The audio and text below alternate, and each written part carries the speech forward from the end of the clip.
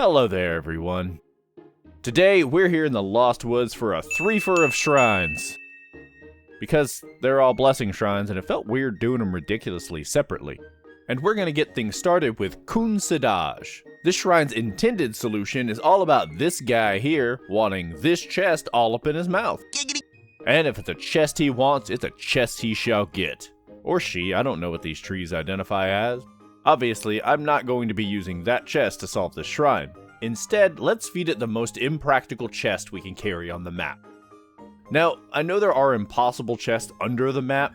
Getting one of those in bounds sounds a little bit more than impractical. It sounds downright insane, so I'm vetoing all of those. Now, there are two chests a while ago that I deemed impractical.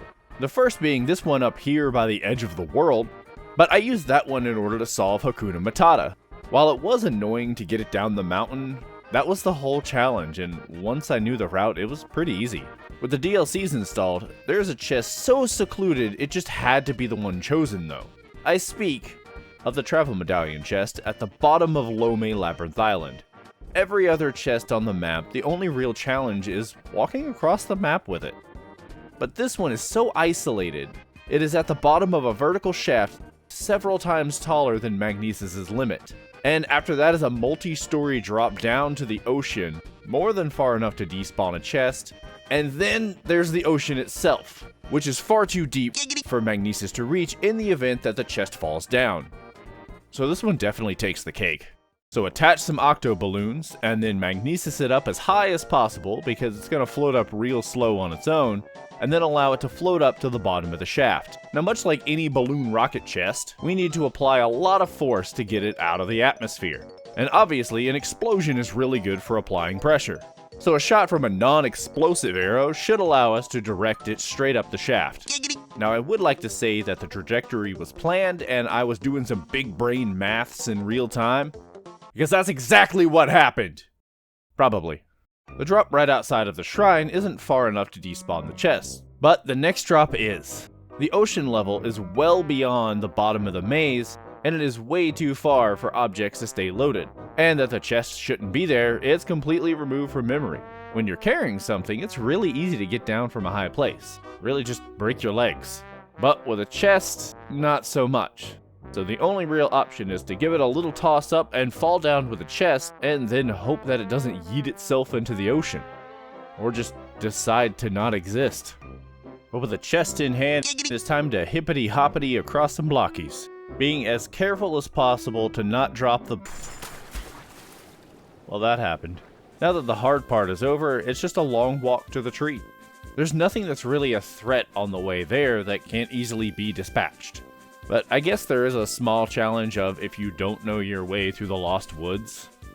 But that's not really much of an issue if you're not a peasant. The actual trial here, you're supposed to use Magnesis to see the rocks and the trees and run to them one after another. So I did that. I also mapped out where all the trees were ahead of time, just in case.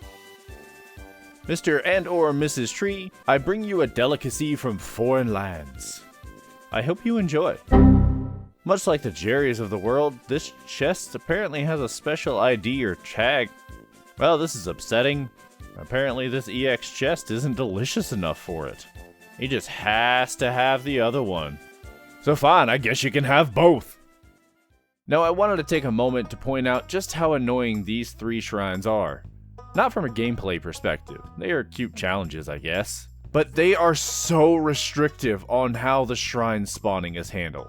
This one requires a specific chest. The next two require a minigame or quest to be active in order for them to even appear. So for the next two, because they're so restrictive, let's just do a whole bunch of stupid things with them. So for the next shrine, Maag Halan, this one only appears during Test of Wood. So let's do it, but instead of their wood, let's bring our own. That's right, it's time for Test of Boat. Lucky enough, there's a boat right outside of Kuhn City. This is the actual reason that I marked out the path earlier, because doing it backwards, I can't see the iron rocks the whole time. Taking the boat through requires some, well, shall we say finesse? Most of the path back is the same. But there are some sections that are too small for the raft to fit through, and I had to go around attempting to move the raft while also not voting out. So all in all, doing the trial in reverse isn't too difficult. Just about as annoying as anything else you do on land with a raft. Right after, though, it was a very unpleasant sight when the pathway became much smaller than the raft. And I tried blasting my way out, and, We've tried nothing and we're all out of ideas. Okay, I might have forgotten that I had octo balloons, and it turns out that's exactly what I needed. Instead of trying to shove a rectangular peg into a round hole, lift up the raft and put it over the hole instead. After that whole debacle, there's not really much in the way of blockers in the middle section here. The Korok leaf manages to take care of 90% of movement with a raft, but when it doesn't, explosions! Now the part before the Test of Wood tunnel is a bit of a problem. The slope here is way too small to do anything on, and there's this lamp thing in the way. And I am pretty sure that I would have ran the raft into that lamp for hours on end, but I had a couple of octo balloons left, the ones that I brought specifically for this. Getting a good lift and sliding right into the tunnel. Which is good, because if I didn't have the octo balloons, I would have had to start the whole thing over with. Now, there's yet another lamp in the way. And no more octo balloons, but it's not like it really would have done any good with how small this tunnel is.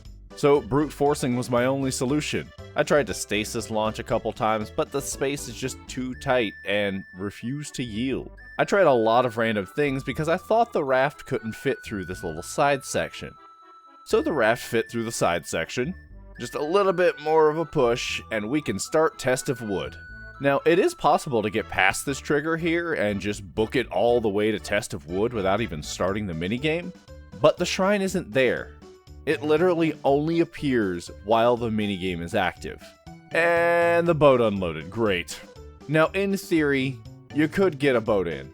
By starting Test of Wood and then escaping it, getting a boat, putting it past the minigame, and then wind bombing around the triggers, the boat could in theory make it in.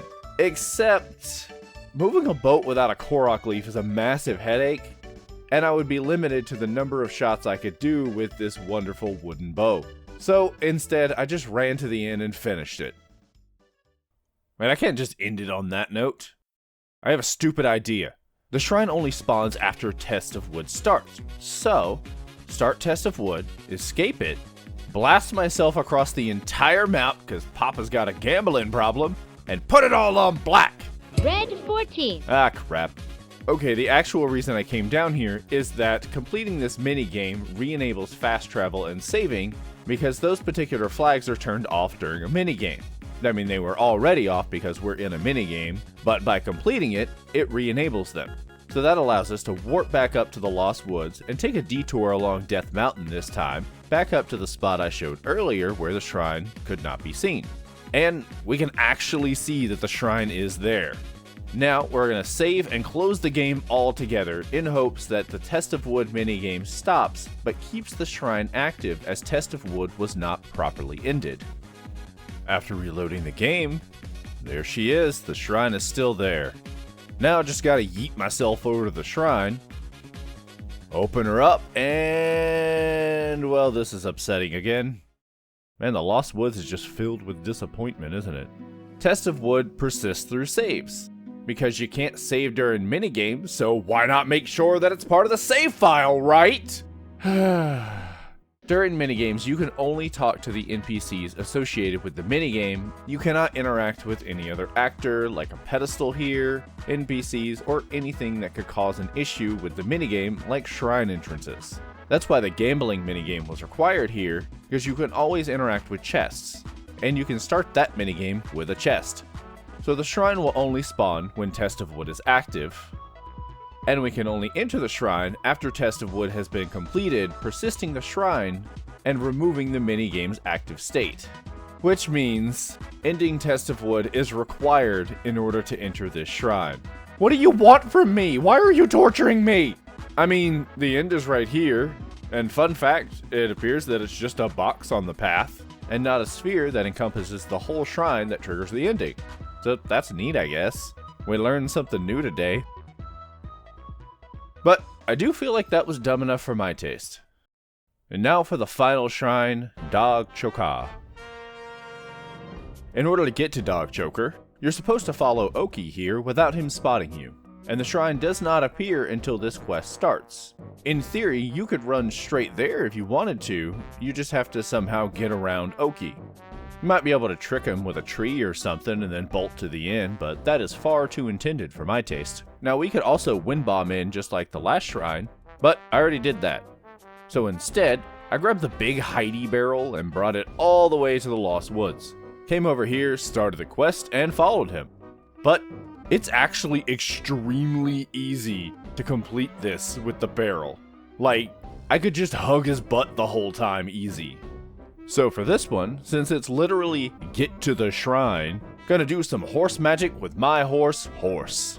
Save outside the trial, get apparatus glitch, run inside and warp my horse in, warp away to cause 2 different areas to try and load at the same time, and then it puts Link back on the horse because horse magic, and then bolt through the entire forest praying that I won't get caught because the triggers aren't loaded. But those shrines are all done now, and I never have a reason to come back to the Lost Woods ever again. At least in this game. And I think the moral of this story is DAMIA here is a gatekeeping little shit.